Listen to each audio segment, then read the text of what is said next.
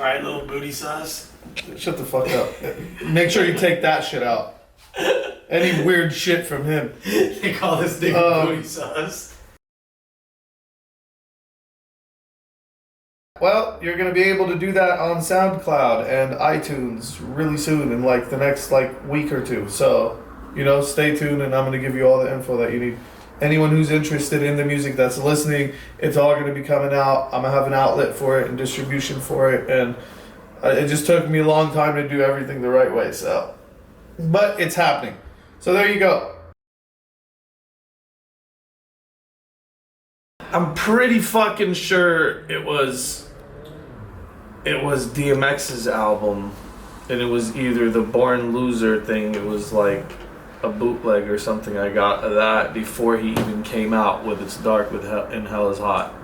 That was the first official album I owned, It's Dark When Hell Is Hot from DMX, but I had Born Loser prior to that, and I knew who DMX was before he came out. That's why he was so influential to me. I found out about him as an underground New York rapper. The dream is not being noticed. The dream is just becoming it. And as long as you become it, you will be noticed. How to become it, I don't know how to explain that to you. You gotta just live it and not do it just to be noticed, because we didn't do it to be noticed. We wanted to, but it's like we did it because we loved it so fucking much. You know what I'm saying? Become the fucking machine. And don't do no fucking gimmicks or any weird antics, because shortcuts never take you there.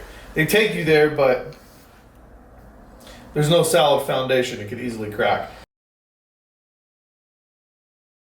No, he doesn't, but rest in peace, Eyedea. He was definitely, a big part of battling, you know what I mean? And he definitely was one of those people who pushed it forward, because you got to understand, battling itself, these leagues, and, no diss to the leagues or anybody, but it's about us, it's about the artist, and the corporations themselves are not really necessarily the ones that are pushing the culture. They're helping as a catalyst do it, but the people that push the culture are the battlers. And when you have certain battlers that are amazing and they're a breath of fresh air, people start tuning in, and it builds. That's what builds it. That's what builds it. And Eyedea was one of those guys who, in his time, gained a lot of crazy momentum for battling and made people interested in battling that didn't watch battling. So rest in peace, Eyedea. He was definitely, whether these kids in this generation, understand or fail to realize, he's definitely a big part of the foundation. So, yeah, once again, R.I.P. Eyedea.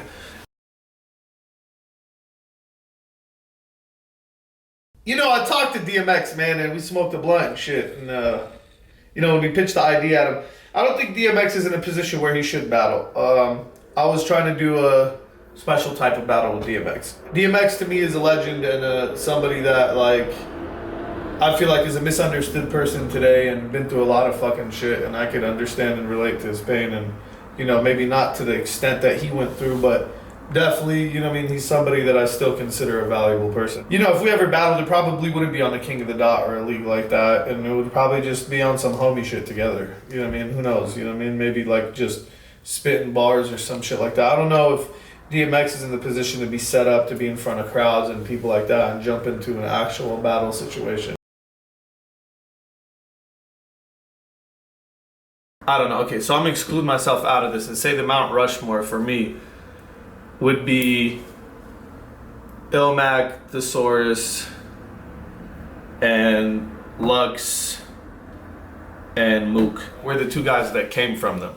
I don't feel like we're necessarily above them, but I feel like me and Hollow are the product of that. You know what I'm saying? Because those were the people that laid down the foundation for real in the beginning.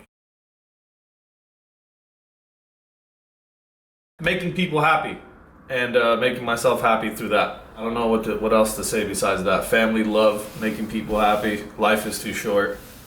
Get the most out of it. That's what motivates me. Lack of knowledge, which that in itself creates fear, and that's my biggest fear, is having more lack of knowledge in life. My biggest fear is knowledge being taken away.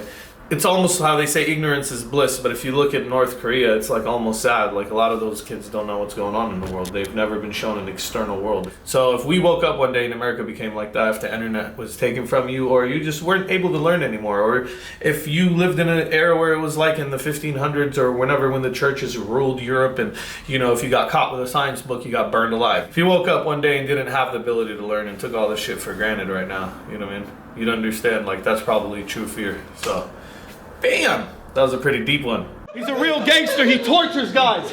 Rolling up to the department store in a stolen ride. He parks it. Then he goes inside. No disguise. Pulls out a loaded 45. Starts threatening to take all the employees' lives because the last time he was there, they didn't even have his clothing size.